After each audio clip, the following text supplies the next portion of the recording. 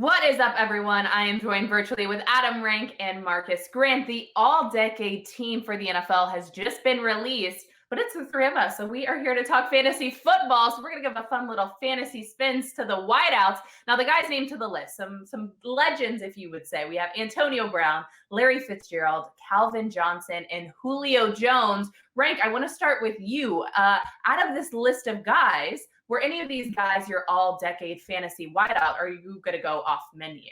No. I'm going to go with Antonio Brown, who by far was the best fantasy wide receiver of the decade. And to me, he is the best receiver over the last 20 years since Jerry Rice last played. But if you look at it, Antonio Brown had 6 consecutive seasons with at least 100 receptions. He led the league in receiving twice. He led the league in receiving yards twice. He averaged more than 100 receiving yards per game 3 times in his career. And when you look at it from a fantasy perspective, there was a move a couple of years ago where we started drafting a wide receiver in the first round. That wide receiver was Antonio Brown. For so long, it had been like running back, first 2 rounds, running back. That's the way I'm going. But Antonio Brown changed the game and was the most prolific and most productive fantasy receiver of the decade.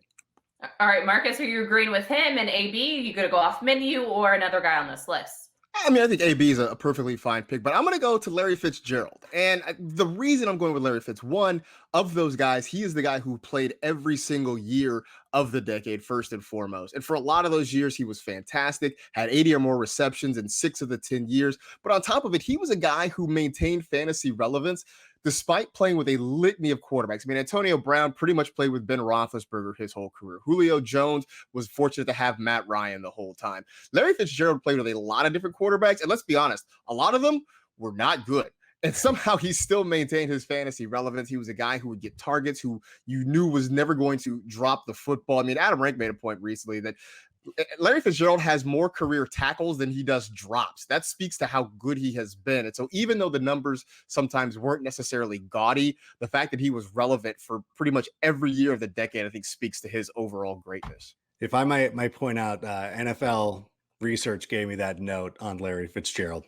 I did not find that on my own. I got to give them credit for that. Shout out to NFL research. Shout out to NFL research. I would love to take that one, but I have to give them the proper making all of our jobs easier and more informational. All right, let's spin it forward to 2020 and try to predict who is going to be the next decade all fantasy wide receiver. Marcus, let's start with you. All right, well, I'm going to go with the guy in the league, and that's Chris Godwin, who we saw last year take a huge step forward. Now he gets the benefit of catching passes from Tom Brady for possibly the next couple of years, but a guy who does everything. I mean, ostensibly, he lines up mostly in the slot, but he can line up out wide, runs great routes, has phenomenal hands, is excellent after the catch. All the pieces are there for Chris Godwin to have a really great career. As long as he can stay healthy, should have a long, productive career in Tampa Bay and be one of the guys we talk about for years to come. And he's going to be a guy who I think is going to go in a lot of early round for fantasy drafts this season. Rank, what about you? Who's our next up-and-coming wide receiver star?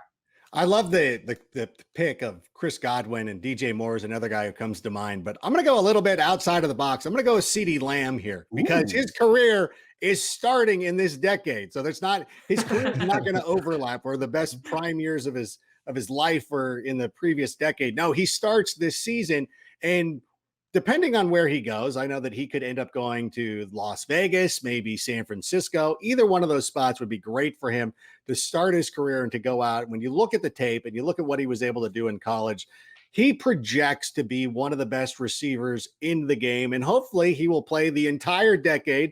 And maybe Chris Godwin can retire in 2027. So this one looks a little bit better, but I'm just trying to think forward because there's a lot of great receivers in the league right now, but you don't know how much longer they're going to be around. So I'm going to go with the guy who I believe should be in the conversation for the next 10 years. So are you saying you're going to try to take CeeDee Lamb and start him this year for fantasy football? No comment.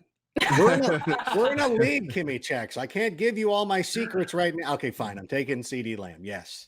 Okay. All right. We like that. It wouldn't be you if you were not having some type of crazy hot take. But thank you guys so much for joining us. If you wanted to check out the entire list of the all-decade team, just head to NFL.com/all-decade team.